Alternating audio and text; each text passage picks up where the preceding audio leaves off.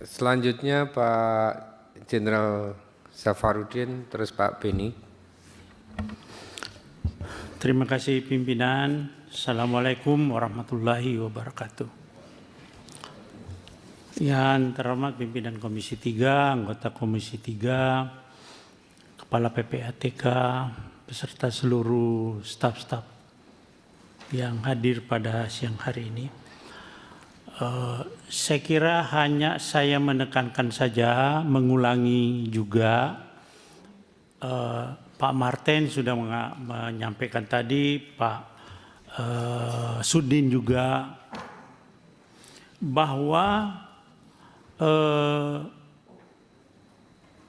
tindak lanjut dari data yang diberikan oleh PPATK ini harus ditindaklanjuti kepada aparat penegak hukum. Saya kira ada 3 di sini nih aparat penegak hukum, dan ini mungkin kita akan lakukan RDP secara terpisah. Pertama kepolisian, nanti datanya lebih rinci dari PPATK, berapa sih jumlahnya yang masuk ke kepolisian itu dan berapa yang sudah ditindaklanjuti, berapa yang tidak ditindaklanjuti. Nah, ini baru benar. Jangan cuma setor data terus numpuk di meja. Jenderal Safarudin tegas, dia minta rincian mana yang sudah diproses dan mana yang sengaja didiamkan. Rakyat perlu tahu siapa yang main mata. Yang kedua kepada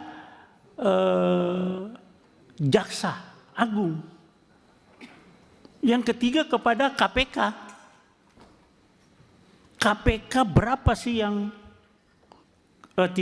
ditindaklanjuti, berapa yang enggak, sehingga bisa kita lihat kalau tidak bisa ditindaklanjuti sampai ke proses hukum, alasannya apa? Kan begitu, Pak.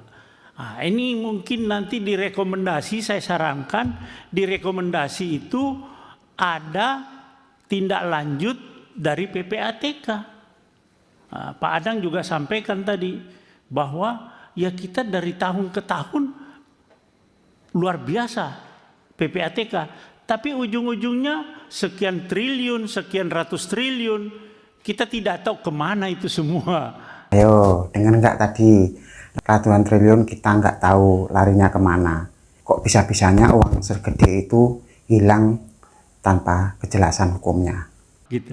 Jadi 3 aparat penegak hukum ini harus kita RDP supaya jelas apa sih dilakukan, karena sebetulnya aparat penegak hukum itu wajib memberitahukan kepada PPATK hasil dari klarifikasi dia, dan PPATK wajib menerima laporan hasil klarifikasi para aparat penegak hukum. Nah, kayak kelihatannya ini belum begitu berjalan, jadi Komisi 3 harus melakukan langkah-langkah konkret supaya jelas semuanya. Terima kasih. Assalamualaikum warahmatullahi wabarakatuh. Lanjut Pak Beni, singkat ya Pak. Terima kasih pimpinan yang kami hormati, seluruh anggota Komisi 3, seterusnya Kepala PPATK, serta jajaran yang kami hormati. Pertama, kami ingin dulu memberikan apresiasi kepada PPATK.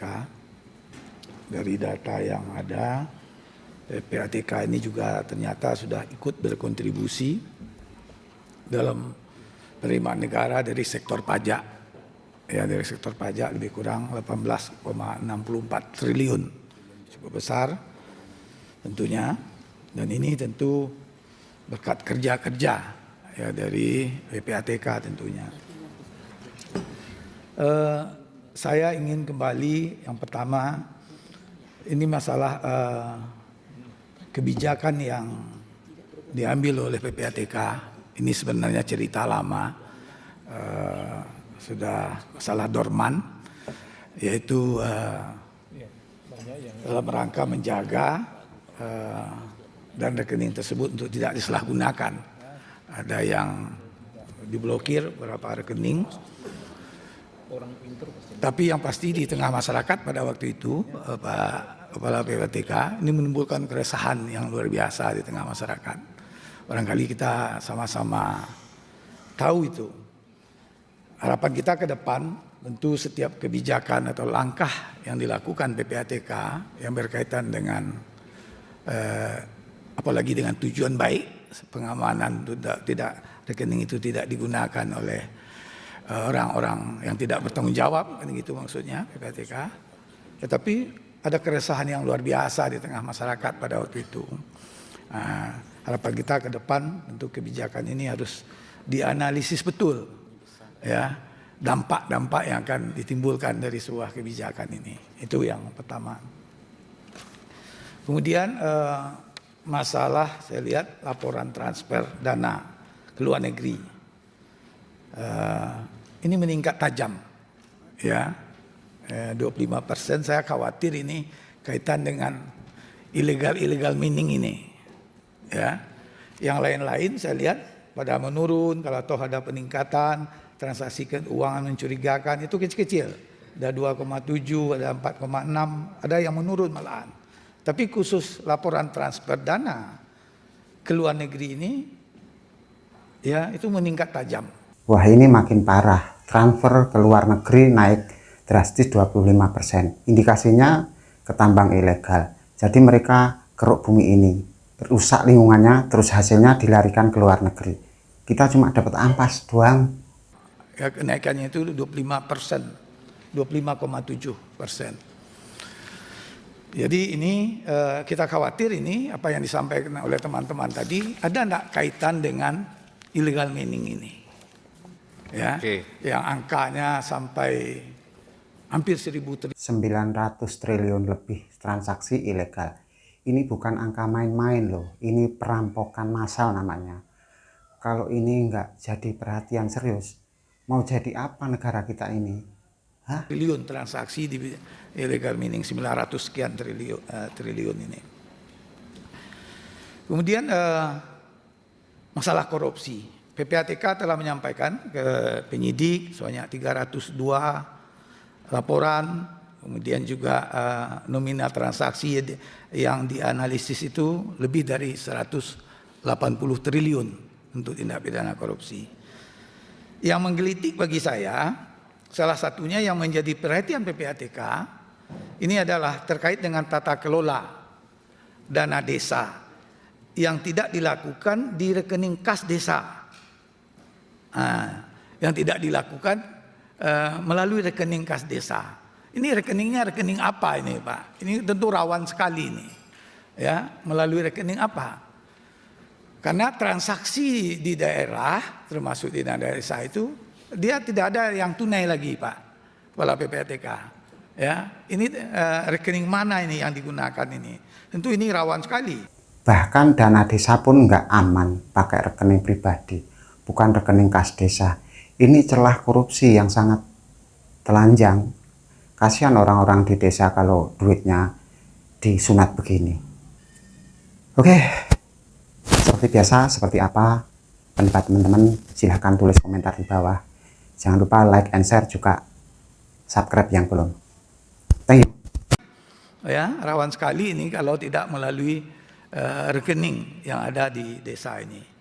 Itu risikonya tentu akan sangat tinggi. Saya kurang paham ini, ya, yang tidak dilakukan melalui rekening kas desa ini, rekening apa yang digunakan oleh desa? Cukup, Pak. Ya, karena tidak ada yang tunai itu sudah tidak ada di daerah juga. Kemudian tadi menyambung juga apa yang disampaikan oleh teman-teman terdahulu, masalah kerusakan lingkungan akibat pertambangan ini. Ini sangat luar biasa, Pak. Terjadi hampir di seluruh wilayah kita. Asal ada potensi kekayaan alam di situ, pasti ada penambangan yang ilegal. Ya, enggak di Sumatera, ya, enggak di Sulawesi, di Kalimantan, hampir seluruhnya. Dan sebenarnya Presiden juga sudah berkali-kali menyampaikan dalam pidatonya di waktu, saya ingat waktu pelantikan beliau pertama, beliau mengatakan kerugian negara di sektor pertambangan ini 300 triliun kata beliau.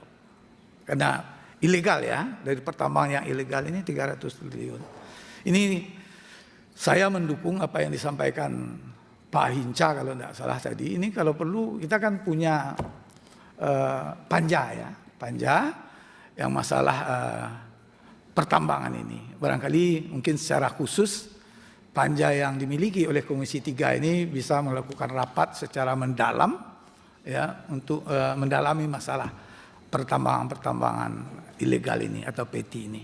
Barangkali itu aja pimpinan. Terima kasih. Baik. Assalamualaikum.